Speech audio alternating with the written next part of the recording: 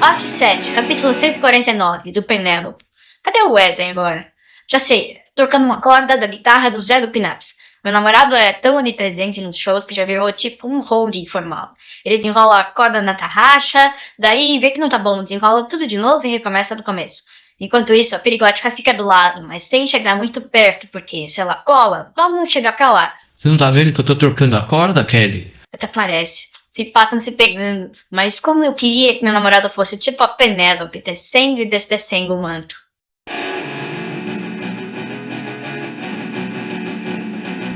Capítulo 150 da saída do líquido amniótico. Realmente não era o caso. Até pouco tempo antes, provavelmente Wesley ainda estava parado, letárgico, encolhido num canto escuro do Armagedon, enquanto curtia as delícias da vida no líquido amniótico que as gotas de cenoura tinham lhe proporcionado. Para o meu namorado não haveria problema em ficar lá por toda a eternidade, ou até de manhã, ou até alguma pessoa, especialmente se fosse eu, espero, aparecesse para tirá-lo dali. Mas é provável que tenha mesmo chegado alguém para movê-lo daquela situação. Talvez a Kelly, ou o próprio Cenoura, que deve ter ficado culpado por ter pingado gotas demais na língua do amigo e achado indigno seu estado de indigência naquele chão, num canto escuro. Com a ajuda da perigótica, ou espero que sem sua ajuda, Cenoura deve ter levantado Wesley e o levado até o andar de cima, que tem um sótão, algo que almas cebosas alguns anos depois poderiam chamar de lounge, desde que todos os tapetes mofados, cadeiras descascadas, paredes pichadas e almofadas com pulga fossem trocados, coisa que, felizmente, nunca aconteceu. Cenoura deve ter sentado meu namorado numa poltrona, ele deve ter se recostado, fechado os olhos e vivido algo inédito. Pela primeira vez desde que começara a frequentar o underground, tornar-se por uma noite o famoso cara dormindo na poltrona.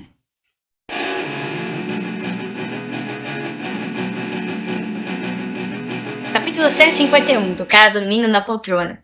Todo inferninho tipo Armagedon tem em algum canto uma poltrona no sofá, sempre todo fudido, daqueles que a gente acha largado na rua do lado do lixo e que só serve como cama de vira-lata. É tipo um elemento decorativo padrão. Nesses sofás e poltronas tem sempre essa figura tradicional, quer dizer, esse personagem tradicional, já que muda só o ator que faz o papel. O cara dormindo na poltrona. Alguém que já entra no bico trançando as pernas de bêbado e perde a noite inteira dormindo.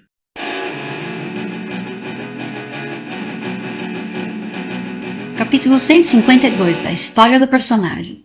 Wesley me contou numa ocasião que, alguns anos antes, quando fora pela primeira vez a um lugar desses, ficara impressionado ao ver um cyberpunk de cabelo azul que se mantivera das 11h30 da noite às 6h30 da manhã, absolutamente imóvel, dormindo na poltrona.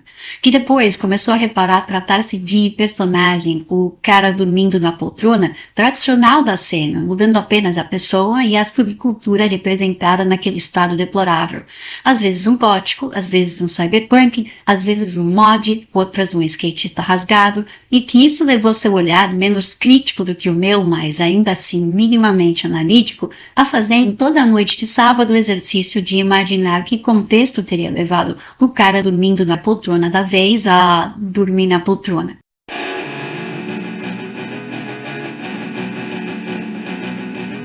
Capítulo 153, das teorias em voga. O mano trabalhou hoje de manhã, tomou todas na galeria do rock de tarde e agora bateu cansaço. Essa era a teoria mais simplinha do meu namorado. O cara toma remédio psiquiátrico, que nem eu. Mudou a medicação, sei lá, de ontem, então o bagulho tá meio desregulado ainda. Às vezes a teoria melhorava um pouco. Trabalhou de dia, passou a tarde andando de skate aqui no centro, tomou todas e pegou no sono. Tem que esperar até 6 da manhã pra ver busão pra voltar, então dormia de boa. Ele deve morar em São Mateus e morar em São Mateus é foda. Às vezes a parada ficava mais sociológica. Daí, se eu emendasse uma coisa como é a necessidade de entorpecimento da sensação de vazio e de fome, ele só dizia: Menos, Marina.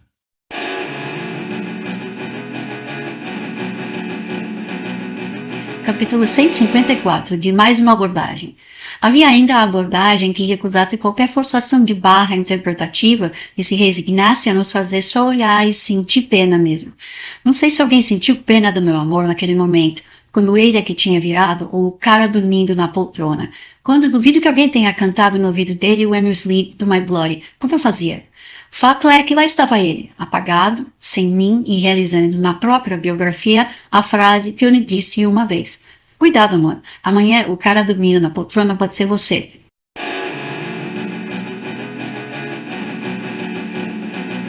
Capítulo 155 do Pasto das Vacas em Deus Sol. Colo meio atordoada na farmácia. Na última meia hora, beijei 2 pessoas que não são meu namorado, quase fui estuprada e tive uma epifania religiosa. Decido que vou pegar o teste de gravidez por bem ou por mal, foda-se. A primeira coisa que eu noto é que é uma farmácia pequena, tipo daquelas antigas. Como se fosse propriedade de algum seu João, seu José, ou qualquer merda assim. Não daquelas redes gigantes de farmácia escrota com atendente simpatiquinha, treinadinha, sorridentinha. Aí eu vejo que atrás do balcão, parecendo procurar alguma coisa na estante de remédio, tem mesmo um tiozinho de meia idade. Não vejo a cara dele logo, mas simpatizo, porque penso, olha, que legal, é o negócio dele mesmo. Ele, tipo, dá duro pra sobreviver, tá aqui trampando no meio da madruga pra pagar as contas, o carro 1.0, o financiamento da casa na Caixa Econômica. Penso que é finalmente uma porra de um bom final. Chega a imaginar ele cantando pra mim aquela dos Sonics. You dirty robber, you've taken my love, then you run away. Só que é o que eu digo, mano, na madruga todos os gatos são pardos. Não dá pra ir simpatizando com alguém logo de cara, porque isso te faz abaixar a guarda. Oi? Senhor?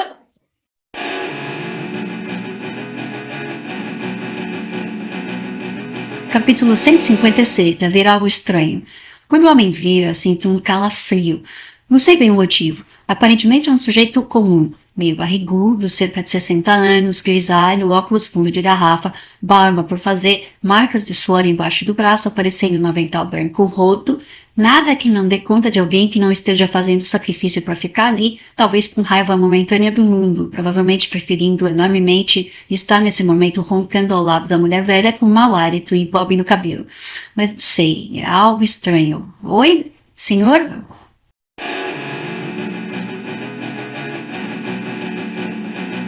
Capítulo 157. Ser pra você mesmo. O velho não responde nada. Só continua me olhando com uma cara brava, tipo o mano da primeira farmácia. E fica assim um tempo, que rola enquanto eu penso em 1000 coisas, especialmente que deve ser mesmo uma bosta ser farmacêutico, dono do próprio negócio, embaixo do treme-treme, e ser obrigado a ficar aberto na madruga. Que provavelmente 99% da galera que o cara atende deve ser puta comprando camisinha, KY ou creme vaginal, bêbado querendo tomar injeção de glicose ou maluco tentando comprar sem receita, qualquer merda que deixe bem louco. Passam mais alguns segundos de pausa com o tio estático. Eu tenho que perguntar alguma coisa, porque tá tudo constrangedor a ponto de dar pra cortar o ar com uma tesoura. Tem teste? Tem teste de gravidez? Tem. Pra você mesmo?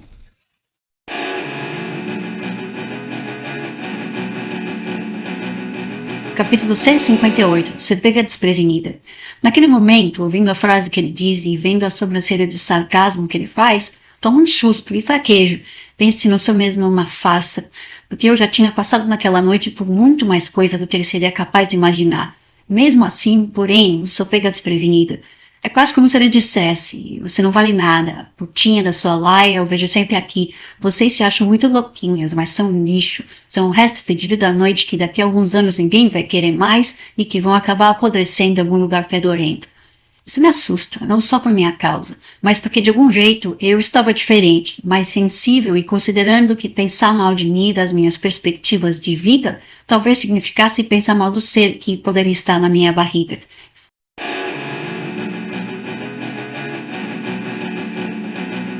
Capítulo 159, de destroçar as velhas tábuas. O velho só tem uma energia escrota mesmo. Daí eu decido que se foda, que com ele não vou ter nenhuma culpa de roubar. Enquanto ele pega o teste embaixo do balcão, tipo um pior filho da puta, saboreando cada segundo o sangue existencial que tá chupando de mim, diz com a mesma cara. R$15. Não roubarás, não matarás. Essas palavras eram sagradas antigamente. Mas eram elas mesmas ladrões e assassinos. Vão, irmãos, destroçai as velhas tábuas. Pega o teste de cima do balcão. Curto no tio, uma porra de repulso que sempre me vem na hora do ódio e... Gol!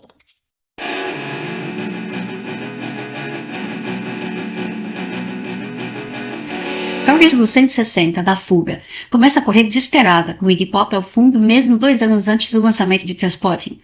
Foge, Marina, viveste demasiadamente próximo aos pequenos e miseráveis. Foge da sua invisível vingança. Não mais levantes o braço contra eles. São inúmeros e espantar moscas não é tua sina. Mais de um orgulhoso edifício já pereceu graças a gotas de chuva e ervas daninhas. Vejo-te fatigada por causa das moscas venenosas. Vejo-te arranhada e sangrando em 100 lugares. E teu orgulho não deseja sequer se irritar.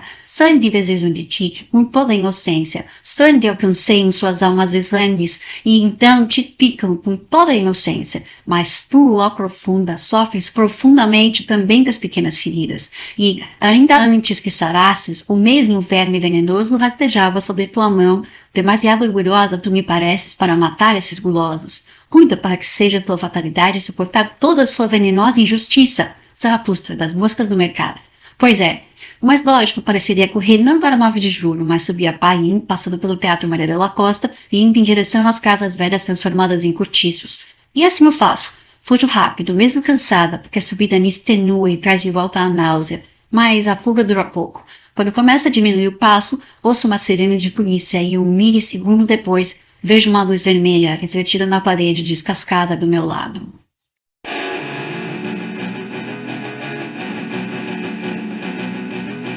Capítulo 161 da Ida à Delegacia. Nem me dou o trabalho de correr. Correr é sempre pior. É o que dizem. Ou que não consegue dizer quem morreu de tiro nas costas. Fico parada, espero os gambés descerem no carro quieta, além de tudo porque tô com medo que me esculachem. Só que na conta das gangues brigando dentro de mim, a da paz sempre perde. Daí não aguento e pergunto pro baixinho que tá chegando perto pra me levar pra dentro do carro. É sério isso? Vocês vão me prender porque eu roubei um troço de 15 paus na farmácia? Aí o mano solta uma gargalhada. Não olha pra mim, mas pro parceiro gambé dele. Farmácia, Clóvis. Ela acha que é farmácia. Você acha que o Toninho que te atendeu lá é o quê? Farmacêutico? Enquanto ele fala, eu coloco as minhas mãos pra trás, tipo por escrotidão mesmo, porque nem tava trazendo algema. Claro que aproveita pra me dar uma dedada. E pra confirmar que a dedada é prova dele poder fazer o que quiser comigo, se tiver vontade, ele me dá um tapão na bunda e uma piscadinha enquanto ri. Eles não explicam mais nada, e eu meio que entendo que o tal tiozinho da farmácia é alguma coisa. Trafica, dono de biqueira, gambé aposentado, entendedora quem vai na biqueira, miliciano, tudo isso junto, sei lá. Na noite, nada é o que parece.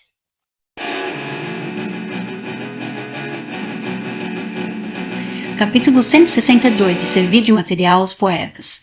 Ou talvez seja, até que você se convença de que uma coisa é outra e ela volte a ser o que antes você pensava que ela fosse. A visão de pouco adianta, porque quanto mais você chega perto para enxergar, mais o cenário se nevoa e mais parece fazer falta algum detalhe que mude o sentido completo de tudo. Diz Nietzsche em seu Etiono: predestinação da minha alma, me guarde e me poupe para um grande destino. Mas não há destino grande se não há engano.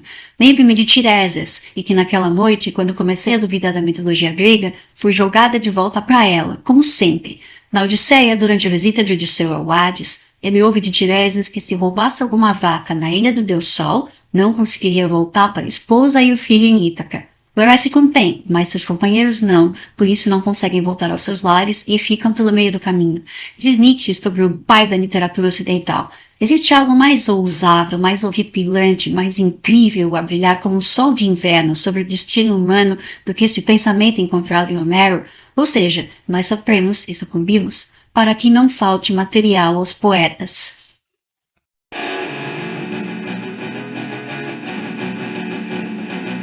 Capítulo 163, de voltar ao ponto anterior. Paquinha de ridícula. Ignorei o calafrio quando vi o velho na farmácia. Ignorei a história das vacas do Deus Sol. Pra quê? Pra ser cantada pelas próximas gerações? O carro da polícia sobe a Paim, pega a Frei Caneca, Prado e Augusta. Quer dizer, eu volto todo o caminho que tinha feito da Augusta ao trem, só que no Camburão.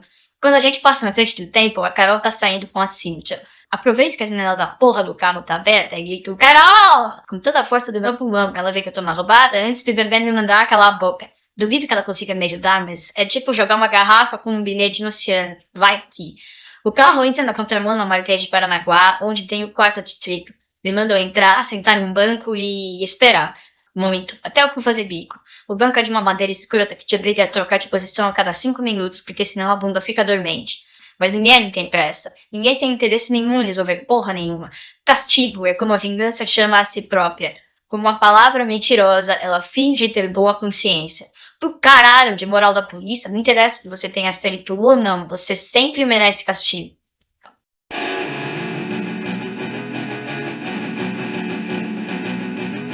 Capítulo 164 do Ressentimento.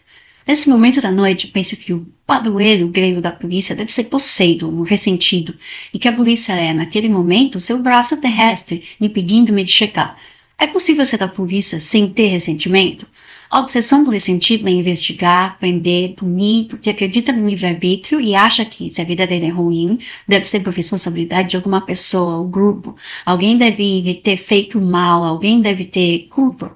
É um jeito bem fácil de resolver as coisas, criando vilões de estimação.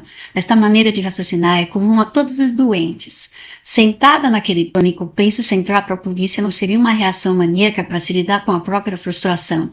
Ao longo da minha vida, ainda encontraria vários tipos de ressentimento, camuflado nas piores e melhores causas.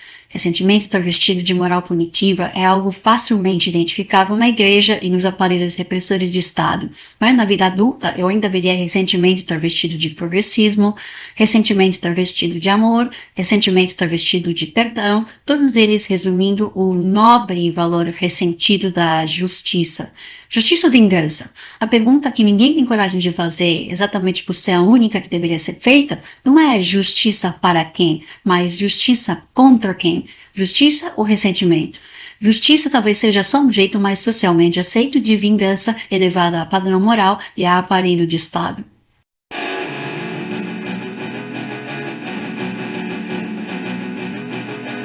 Capítulo 165 do Vômito. My eyes are sore, my body weak, my throat is dry, I cannot speak, my words are dead falling like feathers to the floor, right, Seagull. A raiva dos seus sentidos é ajudada pelo ser que eu ainda não sei se está tentando sobreviver dentro de mim, ou pelo meu suco gástrico enlouquecido mesmo, e eu não aguento. Levanto do banco de madeira e, de uma hora para outra, boto para fora um líquido escrotamente amarelo esverdeado, que até tento segurar e engolir de novo, mas que vai saindo pelos lados da minha boca e entre os dedos da mão que eu tento usar para conter o jato. A cara de nojo, de raiva de um dos gambés que estão lá me faz perceber que vou ter problemas. Essa cara é meio igual a da PM mulher que manda me acompanhar até o banheiro. Uma cara de quem acha que eu mereço uma teenage lobotomy. De quem diz, seu lixo, você não serve nem para controlar o próprio estômago. Suja tudo ao seu redor para deixar tudo sujo que nem você. Refúgio social. Que abre uma torneira e me dá uma toalha para eu pelo menos tentar limpar um pouco do vômito que tá em mim.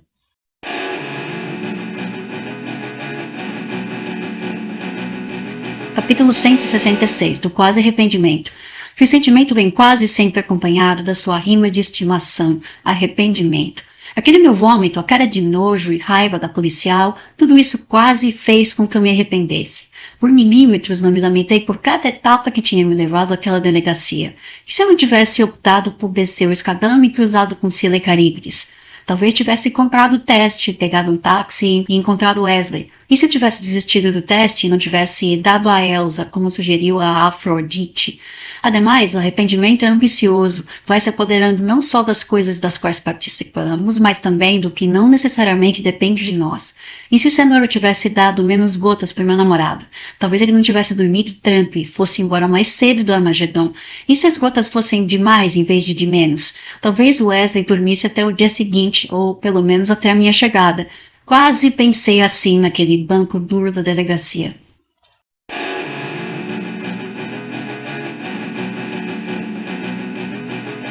Capítulo 167 do Amor Fati. Mas aí me caiu uma ficha, entendeu? Nada querer de diferente, seja para trás, seja para frente, seja em toda a eternidade. Não apenas suportar o necessário, menos ainda ocultá-lo, mas amá-lo. O caralho do Amor Fati. Até agora eu não tinha entendido essa porra. Quer dizer, até tinha e tal, mas não desse jeito. Porque se lamentar de alguma coisa é não só covarde, mas burro.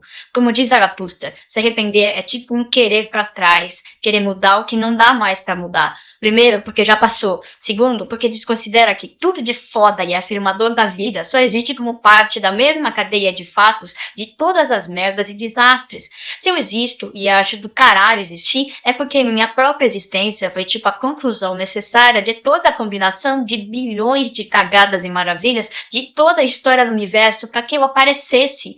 Nesse caminho teve muita desgraça, mas querer anular as desgraças é querer pra trás e desembocaria tipo não eu. Finalmente entendi essa porra. Não sei se tô legal com isso, porque tô puta, mas entender, eu entendi.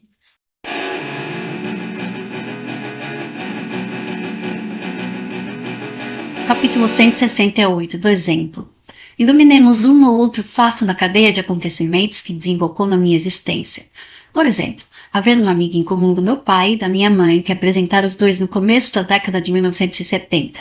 De Judite gostar de homem de bigode. Meu pai ter sido cafajeste, abandonando a primeira esposa com 2 filhas pequenas e ser amigado com Judite, entre outros fatos. Pois então, os bons encontros e as coisas ruins, os desejos e cafajestadas, os sucessos e as falhas, talvez especialmente as falhas, interconectados é que constituem o real. Aliás, chamar fatos de bons encontros ou de desgraças é só uma interpretação moral. Fatos não têm moral. Meu pai foi canalha, julgamento que eu mesma atribuo a ele. Mas se não tivesse sido a cadeia de acontecimentos que deu origem a mim, teria sido rompida. Não haveria eu. Os acontecimentos, independentemente de serem bons ou maus, segundo a perspectiva moral de quem os analisa, formam uma cadeia na qual qualquer diferença geraria resultados diferentes. E uma realidade diferente. I did it my way, como diria o boçal do Sid Vicious. Tive a iluminação dessa noção ali no banco da delegacia. Eu ainda não conseguia assumir plenamente essa perspectiva. Estava cansada demais, com raiva demais, frustrada demais para isso. Mas talvez tenha pelo menos conseguido refrear um pouco o arrependimento, tendo alguma coisa para pensar.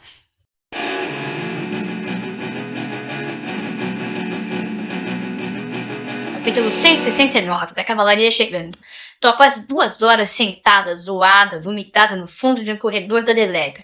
Num banco na frente do meu, 2 manos de cara fechada. Deve ser o Sila e Caribe, diz alguém. No outro banco do lado, 2 mulheres. Uma mais velha, com uns 50 ou 60 anos, com cara de brava, na real de muito brava. E do lado dela, uma mina de uns 20. Filha, sobrinha, namorada, com um vestido preto do tamanho da minha meia, uma maquiagem borrada e uma cara de cachorro que fez merda perto do dono. É engraçado como fica a cara das pessoas na delega. Mesmo que você não tenha feito nada de errado, a escolha normal é a cara de coitado, tipo o povo no underground diamante das guitar bands, quando começa a tocar a merda do Eyes to Hand no Backen. É o caralho da moral de rebanho. Você tenta passar a imagem de ser bem rebaixado, bem humilde, para que tenham algum sentimento por você. Nem que seja pena. Quando eu já tô quase explodindo de raiva, lembrando do Wesley e que nunca chega no Armagedon, vejo a Carol, acompanhada por um cara calvo com idade para ser o pai dela.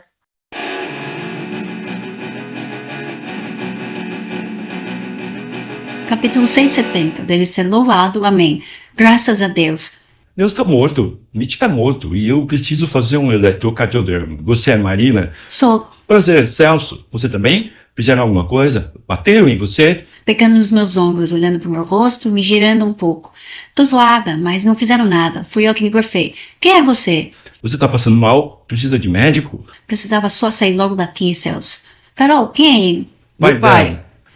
Amiga, você foi até a sua casa cuidar seu pai? Mano, que coisa linda. Ou não me desce.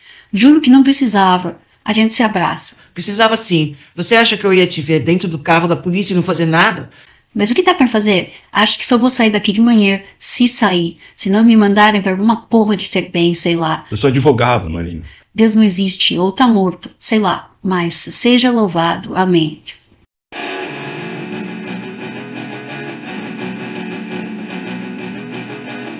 Capítulo 171, de negar tudo.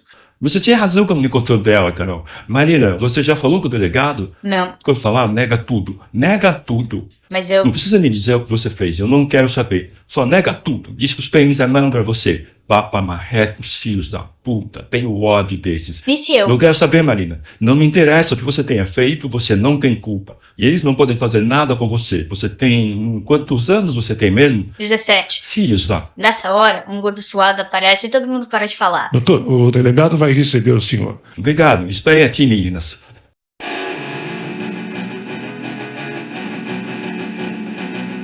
Capítulo 172, do Melhorador da Humanidade. Ah, Celso, um dos caras mais doces que eu já conheci. O pai da Carol foi realmente meu anjo da guarda naquela noite, assim como sempre fora para ela. De quantas roubadas como aquela em que eu me encontrava ele deve ter tirado minha amiga. Curioso é que, pelo menos comigo, naquele momento, ele parecia estar gostando da situação.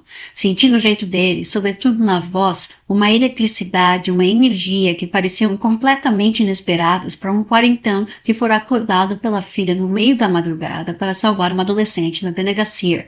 É a mesma energia que encontrei em vários dos meus colegas de universidade durante os anos 90. A mesma, ainda, que ficou subjacente à chegada da centro-esquerda ao poder no país nos anos 2000 e que explodiu numa miríade de militâncias, sobretudo a partir de 2013. Fui testemunha ocular disso tudo, da eletricidade e ímpeto que tomava conta dos gestos, dos olhares e das vozes sempre que alguém, de propósito ou desavisadamente, assumia frente aos meus colegas melhoradores da humanidade o papel clássico de opressor. A embriaguez tomando conta dos corpos toda vez que a nitidez das oposições pobre versus rico, preto versus branco ou qualquer outra desse tipo aparecesse marcadamente demais, a ponto de beirar a estereotipia. Nesses momentos as desistências pareciam justificadas. Meu guru alemão diria tratar-se de tudo aquilo meio louco, histriônico, voluptuoso, principalmente sentimental e autoembriagante que constitui a substância propriamente revolucionária e que em Rousseau, antes da Revolução, se tornara corpo e alma. E ali, naquela delegacia, num sábado às 4 da manhã, acho que o Celso não se sentia só o pai advogado de uma amiga minha, mas um ex-revolucionário, um combatente contra o fascismo de Estado, um ex-preso político que podia, pelo menos por alguns minutos, saborear sua superioridade moral não apenas sobre todo o aparelho repressivo policial, como também sobre toda a ideologia conservadora que o mantinha de pé. Em suma, talvez Celso fosse um dos amaldiçoados de 68. As almas jovens que viveram, uma vez que fosse o êxtase de estar do lado certo da história, e nunca mais conseguiram sair dali, ficando condenadas eternamente à repetição do seu conflito fundante.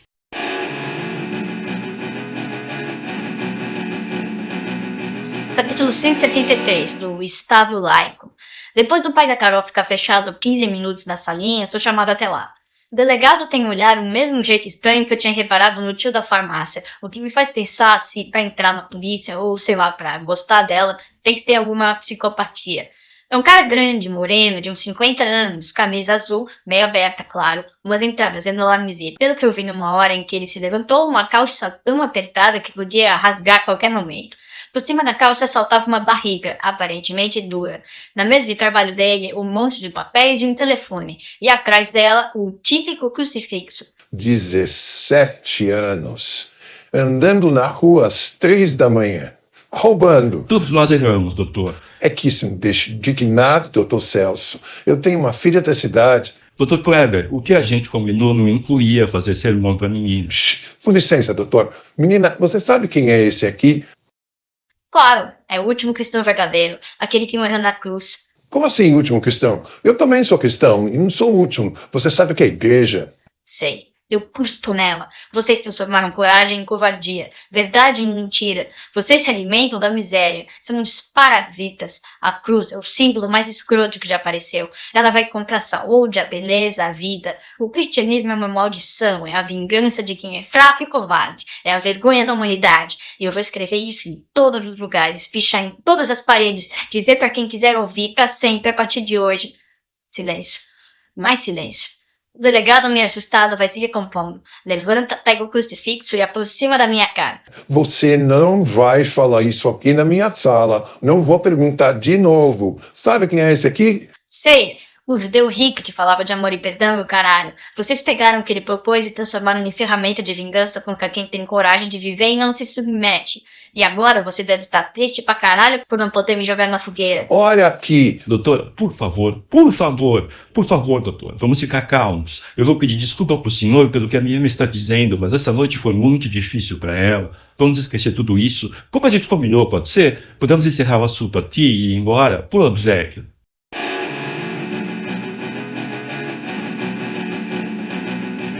Capítulo 174, da não ingratidão. Naquela noite, Celso mostrou sua superioridade moral aos gorilas da polícia com um dinheiro que, pelo que entendi nas entrelinhas, gentilmente ofereceram ao delegado de plantão. Doce Celso, um melhorador da humanidade, mas não quero parecer ingrata como o pai da minha amiga. Depois, assim como meu professor de história da escola, ele também se tornou um amigo querido. Além disso, sobre ficar preso num momento histórico, talvez tampouco eu tenha conseguido sair daquela noite em 1993. Será que não foi ali que eu mais efetivamente existi?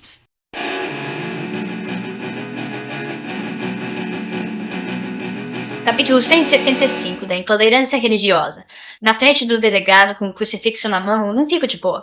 I don't have to sell my soul, he's already in me. I don't need to sell my soul, he's already in me. I wanna be a door dos Stone Roses. Esse ícone na cruz, ele dizia, se alguém quiser vir atrás de mim, negue a si mesmo e siga-me. É isso, né? É isso que você quer, que vocês querem, que eu negue a mim mesmo e siga vocês.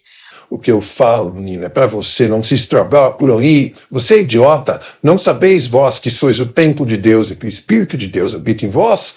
Se alguém violar o templo de Deus, Deus o destruirá, porque o templo de Deus, que sois vós, é santo. Coríntios 3, 16, 17. Quem escreveu isso foi o apóstolo Paulo, delegado. Foi. Então enfia o Paulo no seu corpo.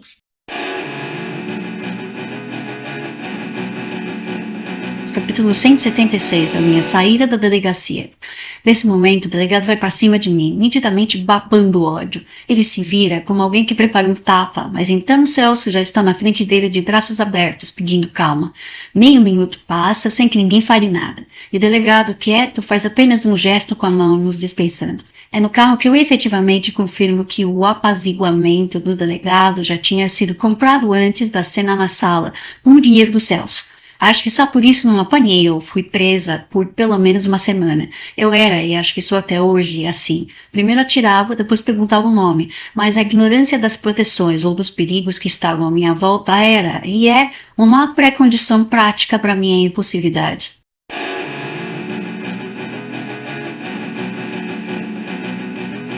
Capítulo 177, do Celso e da Carol. É estranho o momento de saída da delegacia. É estranho entrar no carro do pai da Carol. É, sei lá, um carro de rico, automático, verde escuro, roda especial, ar-condicionado, estofado de veludo e o caralho. É exatamente o contrário do banco duro de madeira velha da delega. Fico incomodada. Dentro do carro, o cheiro, a música, o único jazz que parece trilha sonora de filme antigo, tudo é tipo perfeito. Essa perfeição rola também, de algum jeito, com quem tá do meu lado. O Celso é rico, mas, mano, não é um rico zoado, fascista, burro, que nunca leu um livro. É raro nesse meu país de elite poder encontrar um cara rico, culto, politizado, gentil pra caralho. Carol também é tipo linda, magra, alta, inteligente, culta, rica, viajada. Fala português e inglês, porque fez intercâmbio de 1 ano na Inglaterra durante o colegial, francês, nasceu na França, e arranha alemão. Pode fazer o que quiser, onde quiser, com quem quiser, tem a porra toda. Todas as condições materiais, intelectuais e de beleza para isso.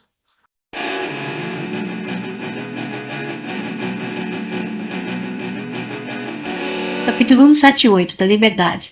Estranhamente, porém, minha amiga não se achava livre. Era ansiosa, deprimida, tomava todos os remédios psiquiátricos que se possa imaginar, saía todas as noites de segunda a domingo e, quase como num gesto desesperado para afirmar a liberdade que, paradoxalmente, ela tinha, mas fingia não ter, preferia namorar com um traficante da noite, limpo, eu admito, mas traficante, do que dar chance para algum herdeiro ex-colega seu no colégio de elite em que ela estudara. Ela tinha vários deles do seu pé. É tudo sobre liberdade e a necessidade de conquistá-la de maneira autônoma, porque se ela é dada de graça, parece realmente perder o sentido. Eu, por outro lado, tinha tudo para me sentir esmagada pelas circunstâncias e, enfim, pelo destino, mas nunca me senti tão livre e poderosa quanto naquela noite. Eu tinha contra mim a visão de mundo dos meus pais, os perigos da madrugada, a falta de dinheiro e de educação formal de qualidade, a falta do meu amor e talvez um futuro de mãe adolescente. Mas realmente estava, como diria naquela época, pouco me fudendo, porque a liberdade não significava fazer acrobacias num trapézio com uma rede de segurança embaixo. Carol tinha essa rede e sempre que caía era salva. Por isso parecia fazer questão de cair a todo momento, mas também sentir-se impossibilitada de fruir o prazer do voo acrobático. Agora sou leve, agora vou, agora me vejo abaixo de mim, agora dança um Deus através de mim. Assim falou Zaratustra, assim falou a Marina naquela noite.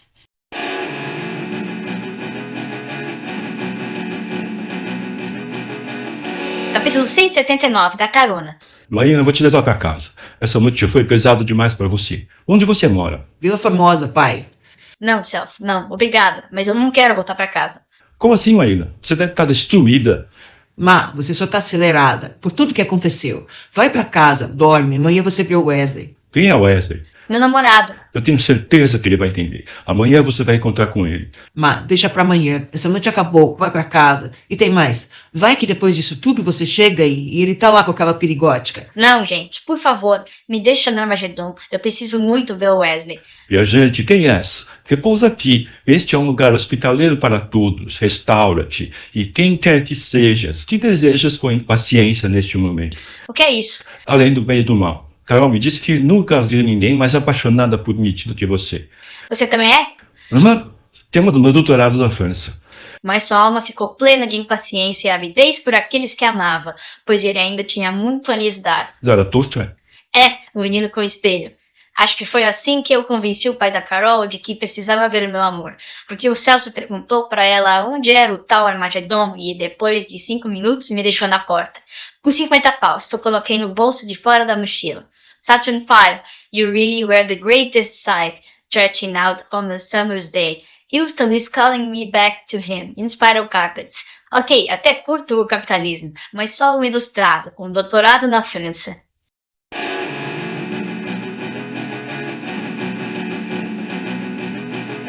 Capítulo 180 da Relutância.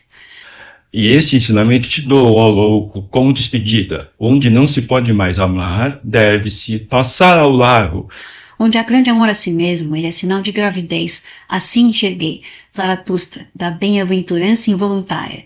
Na porta do Armagedon, a primeira pessoa que reconheço é o Milton. Não preciso dizer nada para ele. Acho que meu semblante já mostra que eu fora atrás do meu namorado e que, também por conta do horário, passara por muita coisa naquela noite. Tanto que o segurança nem me dá oi. Assim que me vê descendo do carro do pai da Carol, levanta a sobrancelha e, fazendo um gesto com a cabeça, diz algo como ele tá aqui dentro. Imediatamente dou os 2 passos mais impetuosos da minha vida para a porta do Armagedon e paro. Sim, paro. A princípio sem saber por quê. Agi vem antes do pensar, ao contrário do que acreditam os idiotas do livre-arbítrio. Em tudo uma coisa é impossível. Racionalidade. Zaratustra antes do nascer do sol. Mas depois penso, não desinteressadamente, porque não existe pensar desinteressado, e sim querendo saber. Antes de ver meu namorado, eu preciso completar meu percurso. Preciso saber se tem alguém na minha barriga, se vou dar a luz ao super-homem.